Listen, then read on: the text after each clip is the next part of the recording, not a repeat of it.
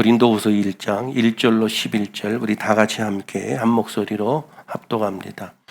하나님의 뜻으로 말미암아 그리스도 예수의 사도된 바울과 형제 디모데는 고린도에 있는 하나님의 교회와 또 온 아가야에 있는 모든 성도에게 하나님 우리 아버지와 주 예수 그리스도로부터 은혜와 평강이 있기를 원하노라.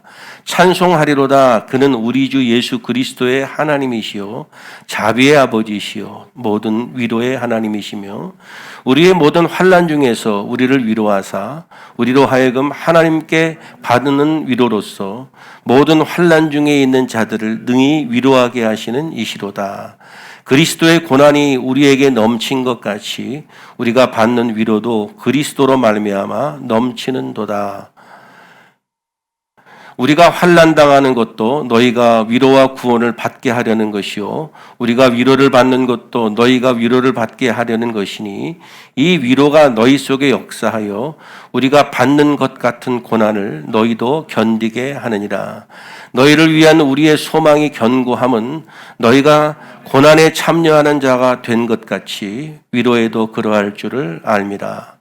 형제들아, 우리가 아시아에서 당한 환난을 너희가 모르기를 원하지 아니하노니 힘에 겹도록 심한 고난을 당하여 살 소망까지 끊어지고 우리는 우리 자신이 사형 선고를 받은 줄 알았으니 이는 우리로 자기를 의지하지 말고 오직 죽은 자를 다시 살리시는 하나님만 의지하게 하심이라. 그가 이같이 큰 사망에서 우리를 건지셨고 또 건지실 것이며 이 후에도 건지시기를 그에게 바라노라. 너희도 우리를 위하여 간구함으로 도우라. 이는 우리가 많은 사람의 기도로 얻은 은사로 말미암아 많은 사람이 우리를 위하여 감사하게 하려 함이라. 아멘. 이제 오늘 이 시간부터 고린도후서 말씀을 한 30시간 남짓 여러분들과 함께 은혜를 나누려고 합니다. 본문적인 배경이나 그 주변의 이야기들은 제가 하지 않고요. 본문을 정한 그 구성 안에서 주제를 정하고 전체적인 흐름에 흔들리지 않도록 여러분들과 함께 은혜를 나누어 가려고 합니다. 고린도 교회를 향한 사도 바울의 두 번째 편지 고린도후서의 말씀을 통해서 오늘은 모든 환난 중에서 라는 제목으로 함께 여러분들과 은혜를 나누려고 합니다. 구약 시대를 보게 되면 구약에서 가장 중심적인 인물 중에 한 사람이 제사장입니다. 이 제사장이라는 사람들은 항상 백성들이 움직일 때마다 가장 중심의 인물인데 왜냐하면 그들의 죄 문제를 해결하고 하나님과의 관계에 담을 하는 사람이 제사장입니다. 그런데 이 제사장은 본인이 원해서 되는 것이 아니고 하나님의 선택에 따라 기름 부음을 받고 하나님이 임직해서 하나님의 선택을 받은 사람들이 바로 제사장의 역할입니다.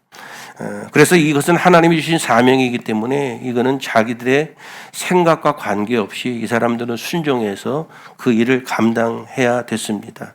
만약에 구약시대에 많은 사람들에게 제사장이 되고 싶은 사람, 제사장을 하고 싶은 사람은 손 들고 나오십시오 라고 얘기를 하면 자원하는 사람이 아마 한 사람도 없었을 것입니다. 그 이유는 여러분들이 잘 아시는 것처럼 구약의 제사장은 백성들을 대신해서 하나님께 나아가는 자들인데 지성소에 들어가게 되면 죄가 있는 자가 들어가면 그 자리에서 급사를 했죠.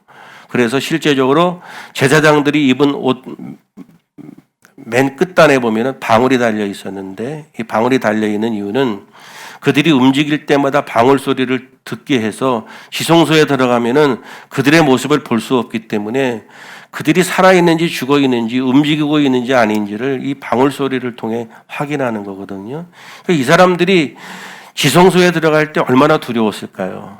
그리고 그들 삶 자체가 늘 하나님 앞에 죄가 없이 허물이 없이 늘 자신을 정결하는 삶을 살았을 겁니다. 제사장이 지성소 안에 들어가는데 아무 소리가 없다? 그러면 죽은 줄 알고 갈고리 같은 거를 쭉 집어넣어서 끄집어냈습니다. 그럴 정도로 이 제사장이라는 직분이라는 것은 상당히 두려운 것이죠.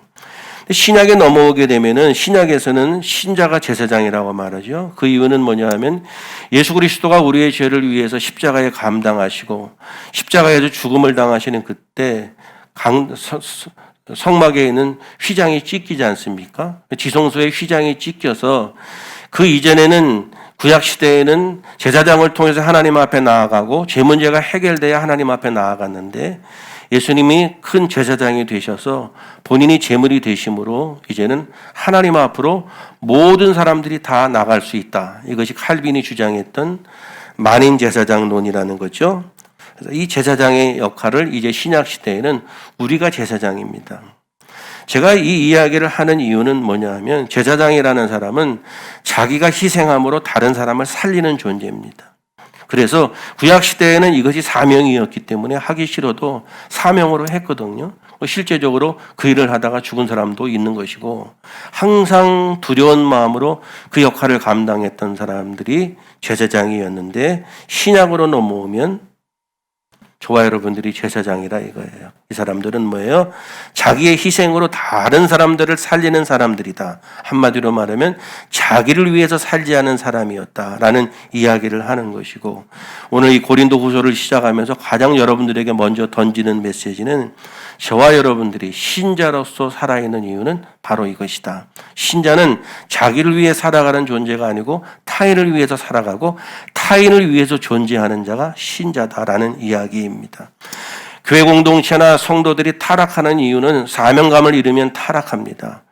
교회가 교회로서의 사명감을 잃으면 교회도 타락하는 것이고 신자도 신자로서의 사명을 잃으면 타락하는 겁니다. 사명은 뭐예요? 사명은 자기를 위해서 있는 것이 아니고 타인이나 어떤 대상들을 위해서 사명이 있는 거죠. 그 사명을 깨닫게 될 때, 사명을 붙들고 살 때에 그것이 신자의 삶인데 그걸 놓치게 되면 문제가 되는 거죠. 저와 여러분들 때문에 누군가 살아나고 있다. 나 때문에 누군가가 힘을 얻고 있다. 저와 여러분들 때문에 누군가 용기를 얻고 있다.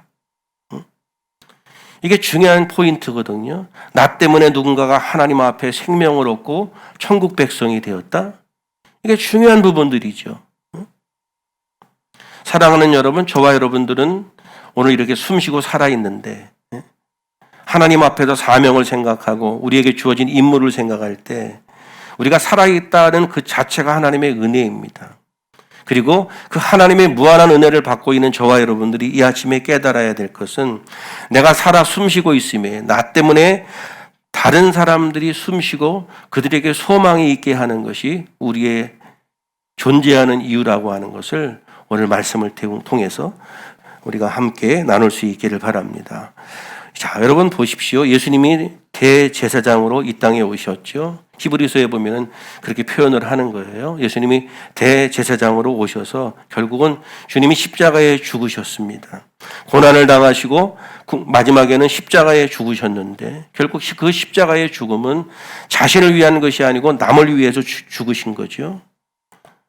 사람들이 신앙생활을 하면서 상당히 난감해하고 어려워하고 교회도 성도들에게 그런 것들을 자꾸 피해서 얘기하는 것 중에 하나는 뭐냐 하면 주님이 십자가를 위해 죽으셨다는 거 아닙니까?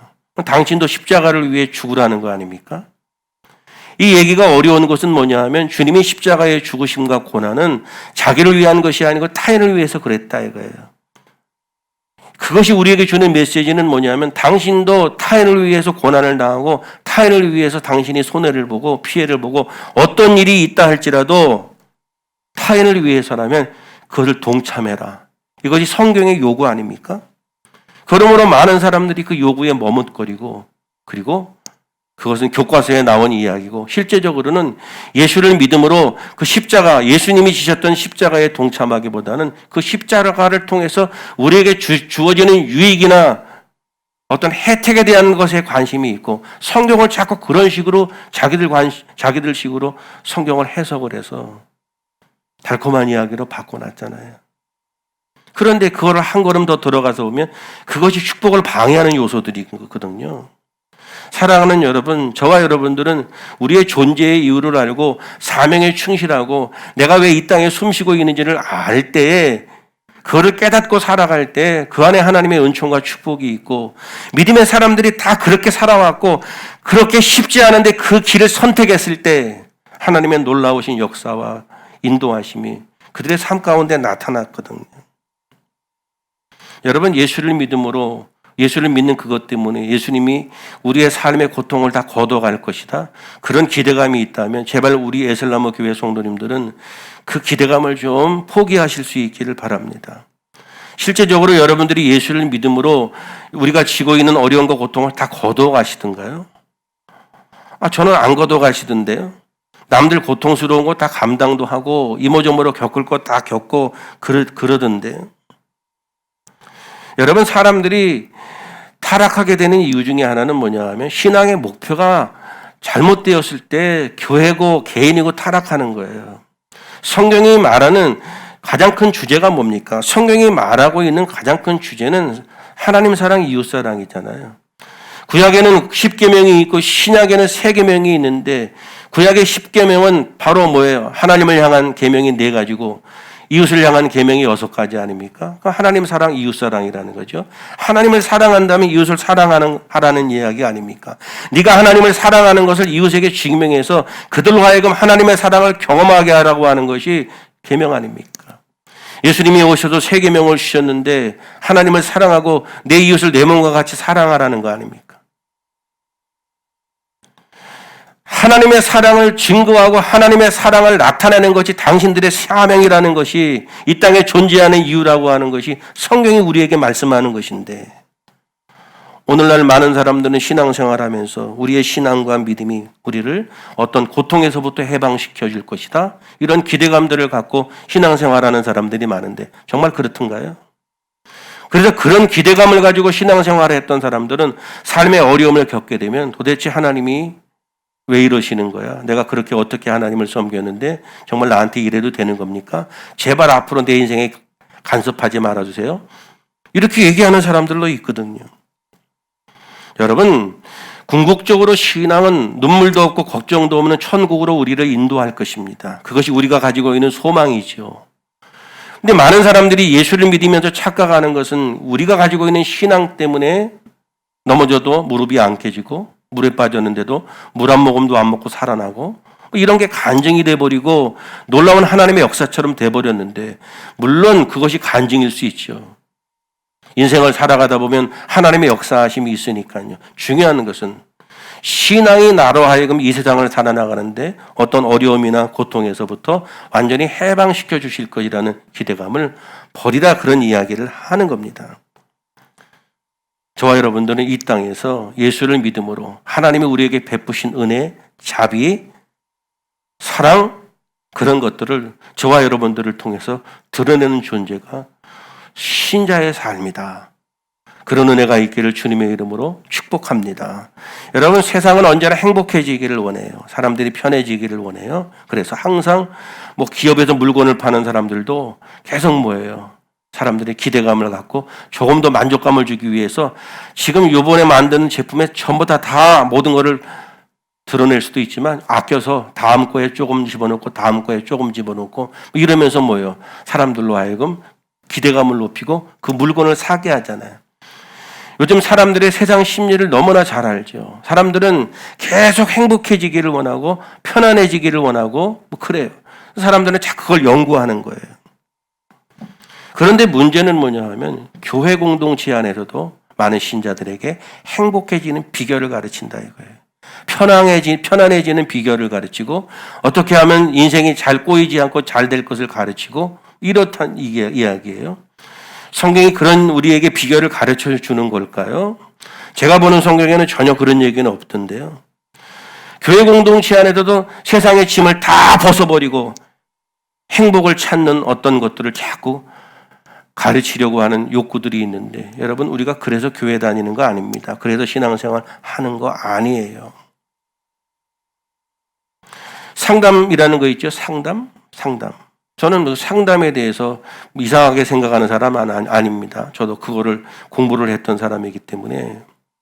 그런데 목회 상담이라는 걸 별로 좋아하지 않습니다. 그래서 목회자가 성도들이나 어떤 다른 대상들을 향해서 그들의 일상에 있는 이야기들을 구구절절 다 상담을 해서 그들에게 어떤 방법들을 가르쳐서 행복하게 해줄 수 있다? 저는 반대합니다. 별로 좋아하지 않습니다. 그래서 제 생각이니까 여러분들 오해하시지는 말고요. 교회 어떤 데 현수막도 붙여놓고 교회 간판 옆에다가 상담 치유 뭐 이렇게 해서 어려운 거 고민 있는 분들은 오십시오 뭐 이런 얘기를 하는 분들 계신데 그런 거 붙여놓은 분들 중에서 제대로 전공한 사람 본 적이 없어요. 어디서 몇 달이고 민간 자격증 따다가 그런지는 잘 모르겠는데 저는 그거 별로 안 좋아합니다.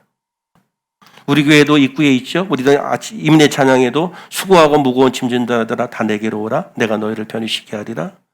이 말씀에 대해서 다시금 오해할까 봐 말씀드리면 이 수고하고 무거운 짐진 자들이라 이 말의 의미는 세상살이를 통해서 수고하고 무거운 짐의 의미가 아니고 믿음으로 살다가 우리에게 주어지는 짐을 말하는 거예요. 신앙인으로서 사는 그런 어떤 수고와 짐을 이야기하는 거예요. 그런데 그렇게 주님이 주시는 믿음으로 살아가면 그 수고와 짐이 가벼울 것이라는 이야기를 하는 거거든요. 사람들은 뭐예요? 인생의 모든 질거와 고통과 아픔을 이미 예수님이 십자가에 다 감당하셨으므로 우리는 거기서부터 해방되고 행복해질 것이라는 얘기를 하는 것이 왜곡된 복음이거든요. 성경은 그렇게 얘기하지 않아요. 여러분, 예수님은 우리의 짐을 벗겨주시는 분이 아니에요. 그렇다면 저와 여러분들도 고민도 없고 아프지도 말아야 되고 돈도 많으셔야 되고 예수를 믿은 지가 얼만데 우리가 주일날 예배 드린 게 몇 번인데요. 갖다 바친 헌금이 얼만데요. 하나님 앞에 드린 시간이 얼만데요. 그것만으로도 우리의 짐을 벗겨주셔야 된다면은 여러분, 예수님은 오히려 내 멍에를 메고 내게 배우라고 말씀하십니다. 예수님은 당신이 지신 십자가를 짐으로 여기지 않았습니다. 그 이유는 뭐냐 하면 그것이 하나님의 일이었기 때문에 당신에게 주신 사명이라는 사실을 알았기 때문에 십자가를 짐으로 여기지 않습니다. 사람들이 말하는 짐이라고 하는 것은 자기 생각대로 살고자 할 때 얹혀지는 것이 짐이지 믿음으로 사는 것을 짐이라고 말하지 않습니다. 그리고 그것이 짐이라면 그리스도 안에 있는 믿음 안에서의 짐은 쉽고 가볍다는 이야기를 하는 거예요. 주님이 함께 하시니까. 수많은 사람들이 짐을 이야기할 때 이 세상에 자기를 위하여 살아가면서 겪는 내 기대치와 다른 그 모든 것들을 자꾸 짐이라고 얘기하고 주님 앞에 나와서 그 문제를 해결하려고 하는 욕구를 갖고 그러다 보니까 교회의 초점도 거기에 있고 성도들의 사명이나 존재의 이유보다는 그들의 필요에 초점이 맞춰져 보니까 교회와 성도들이 타락하고 세속화되는 이유가 거기에 있는 거죠. 여러분, 세상살이의 짐이라는 것은 자기를 위해 살고자 할 때 자기 마음대로 되지 않는 것들을 사람들은 짐이라고 생각합니다. 그렇잖아요. 우리가 인생을 살아가면서 행복하고 싶은데 행복하고 싶지 않은 사람이 어디에 있겠어요? 그런데 내 인생이 자꾸 행복하지 않으면 나에게 주어진 짐이라고 생각하잖아요. 이 짐은 자기를 위해 인생을 살아가려고 할 때 그렇다 이런 것이고 성경이 이야기하는 것은 뭐냐 하면 자신의 기쁨이 아니고 하나님의 기쁨을 앞세울 때 그 짐은 무거운 것이 아니고 가벼운 것이다. 짐이 사라지는 것은 아니지만 짐이 무겁게 느껴지지는 않는다. 인생의 초점과 삶의 가치나 목표를 시선을 돌리셔서 하나님께 두셔야 돼요. 그렇다면 오늘 내게 주어진 현실이나 상황이 힘들다 할지라도 이것으로부터 극복해낼 수 있고 그것이 우리에게 어떤 이유로 주어졌는지에 대한 이야기를 오늘 본문의 이야기들이 우리에게 설명하는 거죠. 말씀을 묵상하면서 이런 생각이 문득 들었어요. 내 생명이 이유 때문에 유지되고 있구나. 한 걸음 더 나아가면 내 생명이 저렇게 내 인생 가운데 끼어들어갔고 나를 고통스럽게 하는 저 인간 때문에 내 생명이 유지되고 있구나. 여기까지 갔어요. 지난 시간들을 돌아보고 내 삶을 돌아보면서 내 인생 가운데 없었으면 좋았던 인간들도 있는데 그 인간들 때문에 내 인생이 유지되어졌고 내 생명이 부여됐구나. 거기까지 갔어요. 많이 반성이 되고 회개가 되고 그렇더라고요. 그 이유는 뭐냐 하면 우리가 하나님의 은혜를 깨달아서 하나님의 은혜 가운데 살아가고 있는 존재들인데 그 하나님의 은혜를 통해서 그 하나님의 복음을 통해서 우리가 깨달아졌는데 내 인생 가운데 나를 힘들게 하고 내 인생에 없었으면 좋았을 만한 그들 때문에 내 생명이 존재한다는 깨달음은 무엇인가 하면 그들에게 나를 통해서 하나님의 뜻이 전달되고 하나님의 생명이 그들에게 전해져야 된다는 것이 우리에게 주어진 사명이기 때문에 거꾸로 보면 희한하게 그들 때문에 내가 살아가고 있다는 깨달음을 저는 스스로 생각했어요.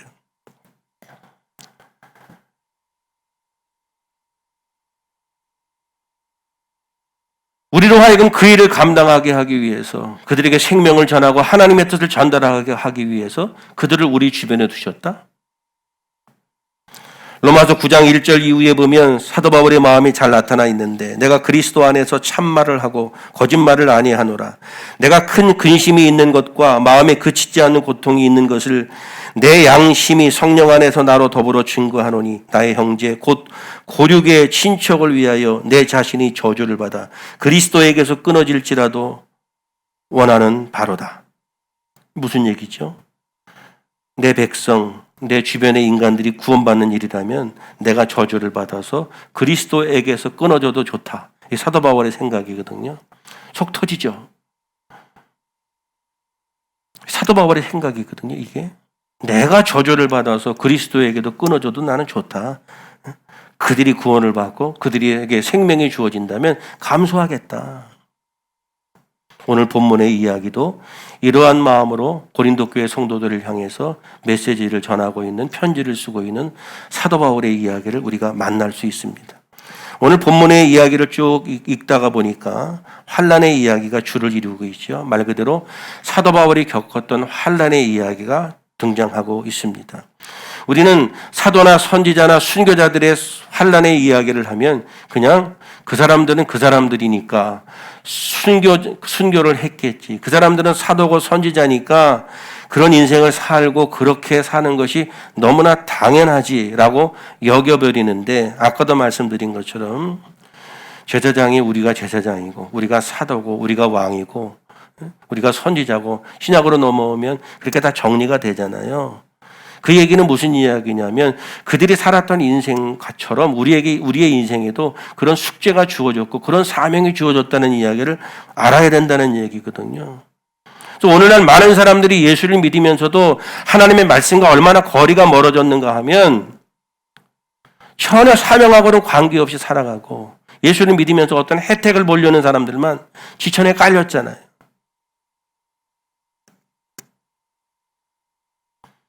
저와 여러분들도 증인으로서 그들의 역할과 다르지 않다는 사실을 이제 말씀을 통해 깨달으셔야 됩니다. 6절에 보니까 우리가 환난 받는 것도 너희의 위로와 구원을 위함이요 혹 위로받는 것도 너희의 위로를 위함이니, 쭉 나오죠. 너희가 위로를 받게 하려는 것이니 이 위로가 너희 속에 역사하여 우리가 받는 것 같은 고난을 너희도 견디게 하느니라. 이런 표현이죠. 이 말씀을 보면 사도 바울이 환난을 당하는데 이 환난이 누구를 위해서 당하는 것이라고 이야기하는가 하면 너희들을 위해서, 너희들의 위로와 구원을 위해서 내가 환난을 받았다. 그런 얘기를 하는 거거든요. 다시 말씀드리면 사도 바울이 환난을 당했는데 그 환난 가운데에도 기뻐했다 이거예요. 저 사람은 환난을 받는데도 주님을 통해서 기뻐하네. 그거를 누가 보는 거예요? 환난을 당하고 있는 사람들이 사도 바울을 보는 거예요. 야, 사도 바울은 저 환난 가운데에도 기쁨을 유지하고 살아가네. 그러면서 자신들도 환난을 당하고 있지만 그것이 위로가 된다 이거예요.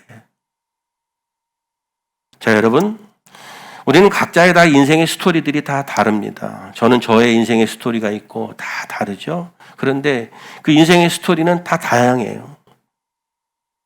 그리고 어떤 개개인마다 즐거운 일도 있고 힘든 일도 있고 다 그래요. 그래서 다 사연이 많단 말입니다.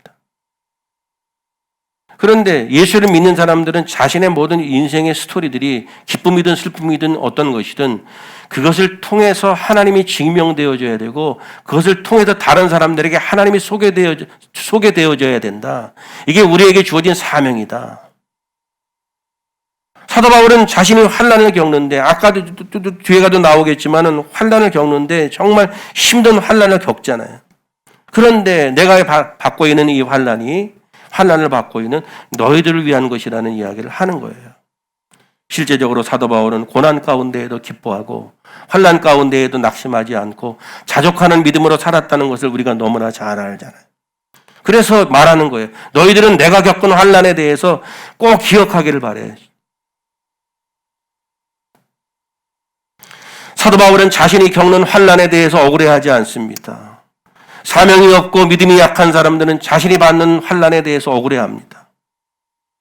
저는 목회를 해오면서 목사로서 내가 겪는 어떤 것에 대해서 되게 억울했던 적이 있거든요. 일부 때는 제가 좀 표현을 구체적으로 했지만 표현을 하지는 않겠습니다. 되게 억울하다고 생각했어요. 되게 억울하다고 생각했어요. 나는 주의 복음을 위해 살고 이렇게 사는데 내가 도대체 이렇게 대접을 받고 살아야 되나 이런 것들도 있죠. 여러분 사도 바울처럼 억울한 사람이 어디 있겠어요?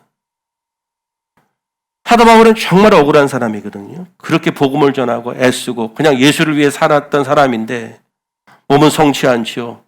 많은 사람들이 고통을 주고 어려움을 겪잖아요. 예? 얼마나 불만을 갖게 되면 불만을 가질 만한 상황인데 사도 바울은 자신의 환난에 대해서 억울해하지 않습니다. 그 이유는 뭐냐 하면 이 모든 것들은 하나님의 하신 일이다. 그리고 나를 통해서 어떤 계획이 있어서 내 인생 가운데 적절하게 어떤 것들을 안배하셨다. 이게 사도 바울의 생각이에요. 빌립보서 1장 20절 이후에 보니까 나의 간절한 기대와 소망을 따라 아무 일에든지 부끄럽지 아니하고 오직 전과 같이 이제도 온전히 담대하여 살든지 죽든지 내 몸에서 그리스도가 존귀되게 하려 하나니 이는 내가 사는 것이 그리스도니 죽는 것도 유익하다. 살든지 죽든지 나를 통해서 그리스도가 존귀되기만을 힘썼다. 이 얘기는 뭐예요? 자신을 위해서 죽는 것이 유익하지만 결국 뭐예요? 너희를 위해서 살아있는 것을 원한다. 이런 얘기를 쭉 하는 거예요. 사랑하는 여러분, 오늘 저와 여러분들은 누구를 위해 살아가는가? 이런 질문이 있을 수 있기를 바랍니다. 내가 살아있다는 그 이유 때문에 누구에게 유익이 되고 있는가? 이거 말입니다. 여러분, 가정 공동체가 유지되고 그 안에서 나름대로의 행복을 유지하는 것은 누군가의 희생이 있다고 제가 늘 말씀을 드리죠. 그 희생은 뭐예요? 그들을 위해 살아가는 존재예요. 그들을 위해 살아가는 존재가 그것을 포기해버리면 그거는 풍지박산 나는 거예요. 누구를 위해 살아가는 그 존재 때문에 그 공동체가 형성이 되고 거기에 어떤 생명들이 유지되는 거예요. 나는 누구를 위해 살아가는가? 나의 인생은 누구에게 유익이 되고 있는가? 이건 참 쉽지 않은 우리에게 주어지는 얘기인데 오늘날 이 시대는 내가 누구를 위해서 존재한다는 것이 성경의 이야기인데 요즘 시대의 사람들의 사고방식은 나를 위해서 니네들이 좀 없어졌으면 좋겠어. 이게 우리의 위험한 생각일 때가 있잖아요. 난 너 때문에 너무 인생이 힘들어. 너는 좀 내 인생에도 없어졌으면 좋겠어. 사랑하는 여러분, 믿음이란 하나님의 시선에 내 시선이 머무는 것입니다. 하나님의 시선은 나에게만 머물러 있는 것이 아니고 하나님의 시선은 우리 주변에 있는 사람들, 나와 관계된 사람들에게도 하나님의 시선이 머물러 있다는 사실을 기억하셔야 됩니다. 하나님의 시선은 나에게만 있는 것이 아니고 이웃을 향해 있고 그 사실을 깨달은 사람들이 복음을 이해하는 사람들이고 그 복음을 이해하는 사람들은 시선을 자기에게만 두지 않고 이웃에게 두기 시작하고 주변에다가 시선을 두게 되는 겁니다. 그럴 때에 어떤 일이 벌어지는가 하면 내게 주어진 인생의 이 하나하나는 다 주님을 위한 것이 될 수 있구나. 이게 어떤 이야기든 이 내 인생의 스토리는 지금까지 살아오면서 나에게 가장 비극처럼 여겨왔던 이 스토리조차도 주님을 위한 고난이 될 수 있구나. 이 깨달음이 우리에게 자유를 주고 이 깨달음이 우리에게 복을 줄 것입니다. 성경을 통해서 예수를 온전히 신뢰하고 그분을 온전히 믿는다는 그 믿음의 깊이는 그 수준은 상당히 큰 것입니다. 우리는 우리 중심으로 생각되어지고 사고되어지는 그 벽을 깨버리고 하나님의 관심과 하나님의 시선에 우리의 시선이 머무는 영적인 변화들이 있어야 될 줄로 믿습니다. 사랑하는 여러분, 또 말씀을 드려요. 우리가 인생을 살아오면서 겪었던 수많은 일들이 있죠. 어려움, 고통, 상처. 그리고 실제적으로 저와 여러분들이 그 어려움들을 믿음으로 잘 이겨내서 보셨잖아요. 그걸 어떻게 하라는 거예요? 다른 사람들이 보고 그들이 그것을 통해서 위로를 받고 힘을 얻고 하나님을 경험할 수 있게 하라 이거예요. 우리가 고통을 겪고 있을 때 그 고통이 내 팔자가 이렇게 기구하고 나는 왜 인생이 이런가 계속 우리가 그것을 되풀이하고 있다면 우리는 신자로서의 사명을 놓친 것이다.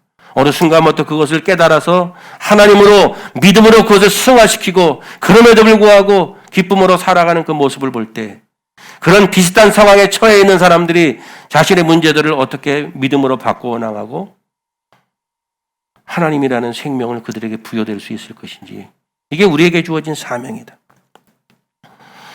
뭔가 어려움을 당하고 계시다면 그 어려움을 통해서 하나님의 은혜를 의지하고 천국을 소망하고 하나님만을 바라보며 살아가는 삶이 어떤 것인지 이웃에게 증거할 수 있는 좋은 기회로 여기셔야죠. 남들이 경험해보지 못한 그 아픔이라 할지라도 그것으로 인해서 하나님을 소개하는 도구가 되는 것이죠. 그럴 때 그게 그리스도의 고난에 동참하는 자가 된다 이거예요. 5절 올려주시기 바랍니다. 5절 한번 보시면 그리스도의 고난이 우리에게 넘친 것 같이 우리가 받는 위로도 그리스도로 말미암아 넘치는 도다. 자, 여기에 보면 그리스도의 고난이라는 표현이 등장하는데 이 표현은 그리스도 때문에 받는 고난의 의미를 이야기하는 것이 아니고 그리스도의 고난과 같은 고난의 의미, 그리스도와 같은 고난의 의미, 무슨 의미인가 하면 예수님처럼 십자가에 죽는다는 개념이 아니고 주님의 고난이 다른 사람에게 유익이 되는 결과를 만들었던 것처럼 우리의 고난도 다른 사람에게 유익이 되는 결과로 나타나야 하는 것이 고난이 주는 유익이고 고난이 우리의 인생 가운데 허용된 하나님의 뜻이라는 이야기를 사도 바울이 하고 있는 거죠. 그래서 저와 여러분들의 인생의 스토리가 다른 사람에게 유익이 돼야 되죠. 내가 겪었던 고난과 아픔들이 비슷한 일을 겪게 되는 이들에게 위로가 되고 그럼에도 불구하고 그것을 하나님이 주시는 은혜로 기쁨으로 받아들이고 믿음으로 승화시켰을 때 그 사실을 겪고 있는 그 현실을 겪고 있는 그들에게 위로가 되고 생명이 되는 그 모습일 때 그것이 그리스도의 고난에 동참하는 자가 된다. 사랑하는 여러분, 하나님은 하나님의 백성들에게 아무런 이유도 없이 애매하게 고통을 주거나 어려움을 주시는 분이 아니십니다. 그런 분 아니시죠? 하나님이 그러실 리가 있으시겠어요? 그런데 하나님은 누군가의 구원과 누군가에게 위로를 전하고 누군가에게 소망을 주기 위해서 어쩌면 우리가 그런 어려움과 고통의 시간들을 겪고 그런 것들을 경험하게 하셨을 것이다. 이게 사도 바울의 생각이에요. 그러니까 사도 바울은 그 고난 가운데에서도 기뻐하고 내가 당하는 고난들을 너희들이 잊지 말고 꼭 기억해줘. 그 얘기는 뭐예요? 지금 너희가 당하는 고난을 나를 보고 위로가 되고 극복하고 절대로 믿음을 놓치지 말고 이겨내라는 이야기를 사도 바울이 이야기하는 거예요. 사랑하는 여러분, 저와 여러분들은 어떤 상황 가운데에도 하나님의 은혜와 자비를 나타내는 것이 우리의 사명임을 기억하시기를 주님의 이름으로 축복합니다. 실제적으로 우리들이 살아오면서 그런 갈등과 고민이 있었는데 그걸 우리가 믿음으로 승화시켰을 때가 있잖아요. 그 주시는 기쁨과 자유함은 이루 말할 수가 없고 그것이 오늘도 우리를 이기게 하는 에너지가 되는 거죠. 신자가 예수를 믿는 신자들이 환난 가운데에서 그럼에도 불구하고 하나님으로 인해서 기뻐하고 그럼에도 불구하고 그런 상황 가운데에도 천국을 사모하는 삶의 모습을 보일 때 우리 주변에 환난을 처한 자들이 있다면 그들이 우리를 보고 얼마나 위로가 되고 힘이 되겠습니까? 그래서 사도 바울이 또 얘기하는 거예요. 내가 당한 환난이 어느 정도 있는지를 잊지 말아라. 사도 바울이 당한 환난이 어떻게 어려웠지요. 힘이 지나도록 심한 고통을 받아서 살 소망까지 끊어지고 마음의 사형 선고까지 받았다는 표현으로 성경에 이야기하고 있죠. 그런데 그런 상황 가운데에서 자기에게 주시는 깨달음은 그러니까 하나님을 의지하지 말고 나를 의지하지 말고 오직 죽은 자를 다시 살리시는 하나님을 의지한다 이거 아닙니까? 그래서 그런 상황 가운데 처해 있는 자들이 자기를 의지하지 않고 하나님을 의지하는 것을 사도 바울을 통해서 배우고 깨닫는 것이 사도 바울의 생각이라 이거예요. 저와 여러분들이 인생 가운데 주어진 환난은 하나님을 의지하도록 주어진 것들이에요. 하나님을 온전히 의지하도록 주어진 것들이다 이거예요. 그러면 살살하시지 왜 나에게 심하게 다루었나 그렇게 얘기하실지 모르지만 심하게 좀 다뤄야 알아들 만한 사람들이기 때문에 심하게 다룬 거예요. 김기호 집사님. 우리는 살살 얘기하면 안 되니까 우리를 심하게 좀 다루셨으니까 그렇잖아요. 근데 그것을 우리가 이해하고 깨닫는 그 순간부터 우리가 다른 사람에게 위로가 되고 내가 겪었던 어려움이나 아픔과 고통들이 다른 사람들에게 힘이 되잖아요. 그런 모습이 우리의 삶을 통해 신앙인들은 복음을 경험한 사람들은 몸에 배어서 나오잖아요. 사랑하는 여러분, 신자는 하나님만 바라보고 계시는 것이 아닙니다. 하나님은 우리만 바라본다는 얘기가 아니에요. 하나님은 우리만 바라보는 것이 아니고 우리의 이웃도 바라보고요. 우리는 하나님만 바라보는 것이 아니고 또한 우리의 이웃도 바라보고요. 교회 안에서도 누가 나를 어떻게 보든 하나님이 나를 보는 게 중요하지. 말은 좋지. 그런데 교회 안에서도 나도 너를 보고 너도 나를 보고 우리가 서로 다 보는 거예요. 그러면 우리가 할 일이 무엇인가? 우리는 타인의 위로와 구원을 위해서 존재한다는 사실이 우리에게 주어진 사명이에요.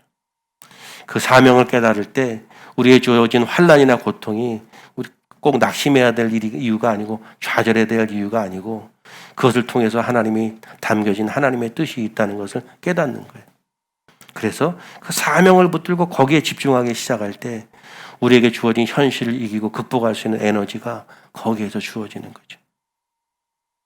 사도 바울이 환난 가운데, 고난 가운데 그 일들을 경험하면서 초대교회 공동체 안에 고린도 교회 성도들이 겪는 환난과 고난을 나를 통해서 위로를 받고 나를 통해서 너희들이 소망을 가지라는 메시지를 담고 있는 것이 1장에 담겨진 이야기죠. 오늘 우리가 어떤 질병 가운데 있든지 어떤 고난 가운데 있든지 아픔 가운데 있든지 그럼에도 불구하고 하나님을 의지하고 하나님께 감사하는 믿음을 보이시기를 바랍니다. 그 우리의 씩씩한 믿음의 모습이 비슷한 환난과 어려움 가운데 있는 자들에게 위로가 되고 하나님의 은혜를 전달하게 되는 도구가 된다. 이것이 우리에게 주어진 역할이고 사명이다. 우리 에슬라모 교회 성도님들은 예수님을 통해서 예수를 믿음으로 어떤 육신적인 혜택을 누리려는 태도를 취하지 말고 예수님을 믿음으로 신자됨을 증명하고 하나님의 영광을 나타내는 거룩한 백성들이 될 수 있기를 주님의 이름으로 축복합니다.